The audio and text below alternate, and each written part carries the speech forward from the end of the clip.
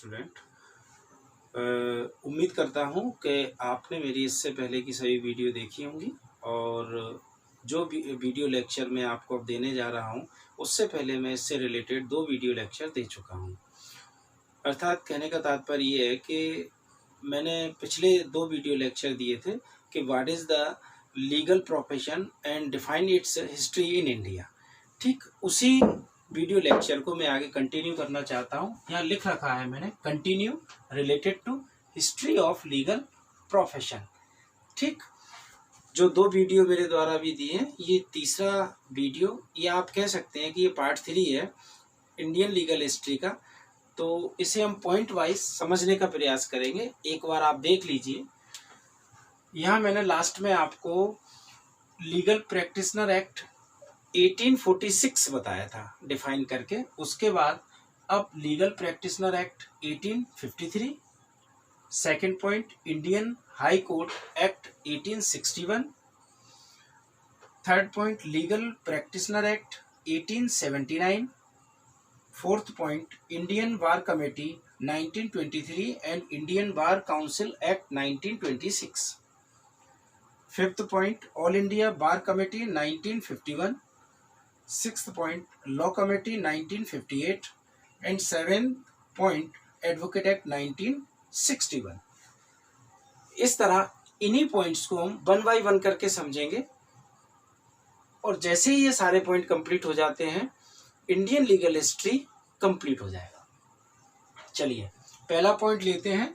First point legal practitioner act 1853। जैसा कि मैंने पहले बताया था कि लीगल प्रैक्टिशनर एक्ट 1846 भी आ चुका था और एक्ट बन चुका था, लेकिन उसमें कुछ कमियां थी, कुछ व्यवस्थाएं नहीं थी। वो व्यवस्थाएं इस लीगल प्रैक्टिशनर एक्ट 1853 में की गई हैं, लेकिन इसमें भी एक कमी रह गई। जैसा कि आपको यहाँ देखने में मिल रहा होगा, लीगल प्रैक्टिशनर एक्ट 1853 में 2 व्यवस्थाएं थी, यानी एक तो थे बैरिस्टर और एक थे एडवोकेट। तो जो बैरिस्टर हुआ करते थे उन्हें भारत के किसी भी न्यायालय में विधि व्यवसाय करने की छूट थी। वो भारत के किसी भी विधि न्यायालय में, भारत के किसी भी न्यायालय में विधि व्यवसाय कर सकते हैं, उन पर कोई भी रोक टोक नहीं थी। लेकिन जो एडवोकेट थे, कहने का तात्पर्य जो भारतीय वकील थे, उन वकीलों को भारत के सभी न्यायालयों में विधि व्यवसाय करने की छूट थी, सिवाय सुप्रीम कोर्ट के। सुप्रीम कोर्ट में वो प्रैक्टिस नहीं कर सकते, अदरवाइज विदाउट सुप्रीम कोर्ट किसी भी न्यायालय में प्रैक्टिस कर सकते थे। ये कमी लीगल प्रैक्टिशनर एक्ट 1853 में रह गई। इसके बाद second point Indian high court act 1861। इसको समझ लीजिए एक बार। इंडियन हाई कोर्ट एक्ट 1861, इसमें मैंने 3 पॉइंट दे रखे हैं। ए, मेयर कोर्ट्स, जो कि आपकी जानकारी में होंगे, मैंने पहले बताया था 1726 में बने थे। दूसरा सुप्रीम कोर्ट, मैंने ये बताया था पहले 1774 में बने थे। सी, कंपनी कोर्ट 1793, यानी कि 1726 में मेयर कोर्ट, 1774 में सुप्रीम कोर्ट, 1793 में कंपनी कोर्ट। ये व्यवस्थाएं हम पीछे पड़ चुके हैं। अब हम देखेंगे कि इंडियन हाई कोर्ट एक्ट 1861 क्यों बना, क्या रीजन थे।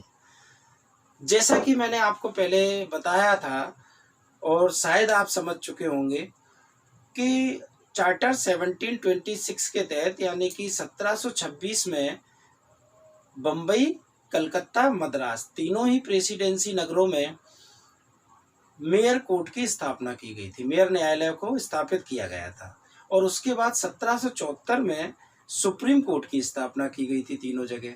मैंने इनकी ईयर भी बताई थी। 1726 में तीनों जगह मेयर कोर्ट और 1774 में कलकत्ता में सुप्रीम कोर्ट, 1801 में मद्रास में और 1823 में बम्बई में 3 सुप्रीम कोर्ट की स्थापना की गई। इसके अलावा 1793 में कंपनी न्यायालयों को स्थापित किया गया। अब समस्या यहाँ उत्पन्न हो गई, विषम परिस्थितियां यहाँ उत्पन्न हो गई कि मेयर कोर्ट, सुप्रीम कोर्ट, ये दोनों ही कोर्ट ब्रिटिश सम्राट के थे। ये दोनों ही कोर्ट गवर्न होते थे ब्रिटिश सम्राट से, और company court east India company से गवर्न होता था। यानी कि मैंने आपको यहाँ 3 कोर्ट बताया है, mayor court, supreme court, company court. Mayor court, supreme court British सम्राट के द्वारा गवर्न होते थे, इन्होंने स्थापित किए थे, और company court east India company द्वारा स्थापित किए गए थे। अब समस्या क्या हुई? समस्या ये हो गई कि ब्रिटिश सम्राट द्वारा स्थापित किए गए न्यायालय, मेयर न्यायालय और सर्वोच्च न्यायालय, और कंपनी द्वारा स्थापित किए गए कंपनी न्यायालय, इन दोनों में क्लैश होने लगा, आपस में विरोधाभास उत्पन्न होने लगा। जब कानूनी परिस्थितियां आती थी, कोई भी विवाद आता था, तो ये आमने सामने खड़े हो जाते थे, एक दूसरे में विरोध उत्पन्न होने लगा।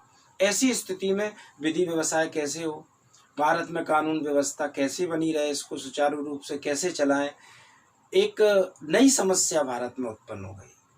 इस समस्या को जड़ से खत्म करने के लिए इंडियन हाई कोर्ट एक्ट 1863 का गठन किया गया। एक एक्ट पारित किया गया, इंडियन हाई कोर्ट एक्ट 1861, और इसके तहत ब्रिटिश सम्राट को यह अधिकार दिए गए कि आप भारत में हाई कोर्ट की स्थापना करें और इन पिछले सभी कोर्टों को रद्द कर दिया जाए। इनको रिपील्ड कर दिया गया, यानी कि मेयर कोर्ट बंद कर दिए गए, सुप्रीम कोर्ट बंद कर दिए गए, कंपनी कोर्ट बंद कर दिए गए। अब इनके स्थान पर एकमात्र न्यायालय प्रेसिडेंसी नगरों में हाई कोर्ट होगा। प्रत्येक प्रेसिडेंसी नगर में हाई कोर्ट की स्थापना की गई और हाई कोर्ट के तहत इन मामलों को सुनने का प्रयास किया गया। तो यहाँ आप देखेंगे मई 1862 में कलकत्ता में हाई कोर्ट स्थापित किया गया। उसके बाद जून 1862 में बम्बई और मद्रास में हाई कोर्ट की स्थापना की गई।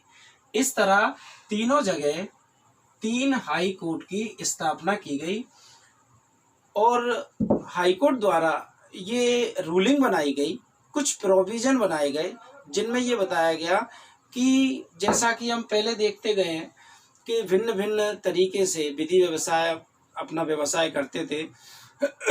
वो विधि व्यवसाय को नियमित रूप से विधि व्यवसाय करने के लिए कुछ नियमों के पालन करना था और कुछ नियमों के तहत उन्हें अपना कार्य करना था। वो नियम और कानून यहाँ इंडियन हाई कोर्ट एक्ट 1860 के तहत बनाए गए। आगे चलते हैं। Legal practitioner act 1879। Legal practitioner act 1879 इसलिए अस्तित्व में आया, और इसका अस्तित्व में आना इसलिए बेहद जरूरी था क्योंकि अभी तक एक समस्या थी कि भारत में 2 तरह के विधि व्यवसायी अपना विधि व्यवसाय कर रहे हैं।